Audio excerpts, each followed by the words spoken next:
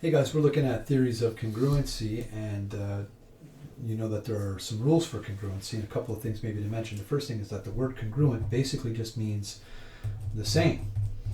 Really fancy way of saying two things are equal to each other in a sense.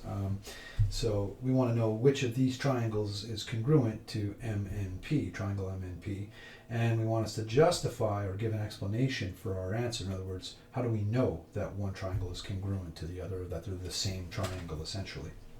So the thing to remember that there are three basic proofs that you can use for congruency. Proof number one requires us to have matching sides. So all the sides would have to be the same. That's called the side proof. So literally you would have to look at those triangles and see it. Now if you look at this this triangle here, I have three sides, a 12, a 14, and a 10.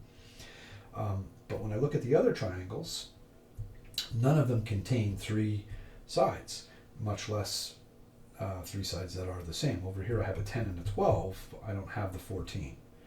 Here I have a 12 and a 14, I don't have the 10. Here I just have a 10, and here I have a 10 and a 14, but I don't have the 12 either. And so I can't say that they're congruent unless I have all three of them, and that means that side for this one, no good. Now, the next proof is the side angle side proof. And for the angle side angle proof, let's do that one next, angle side angle. And for angle side angle, what we need to have are two angles with a side in between. Well, the problem with that is, in this particular, even in our original triangle, I don't have two clearly identified or marked angles. I have one. It's been marked off right here with a single swoosh.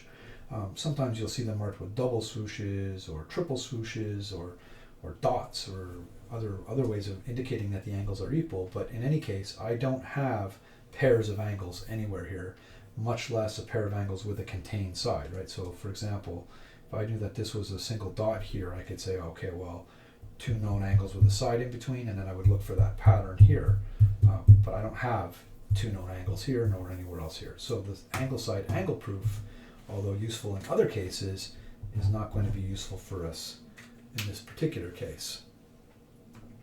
So what that leaves us with then is the third proof, which is the side angle side proof.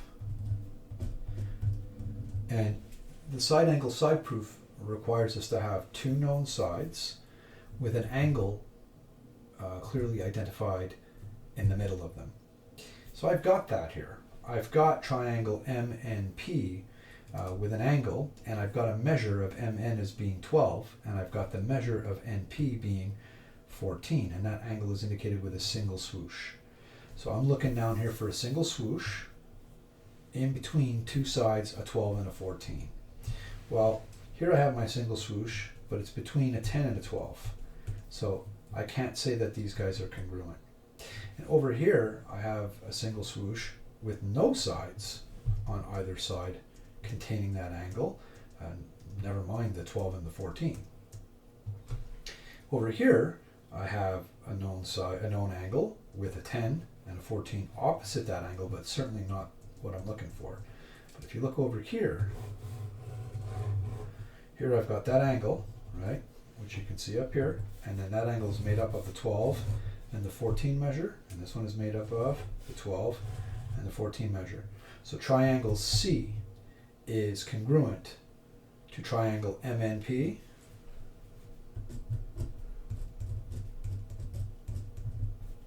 is congruent to triangle C because of side angle side proof. Triangle MNP is congruent to triangle C.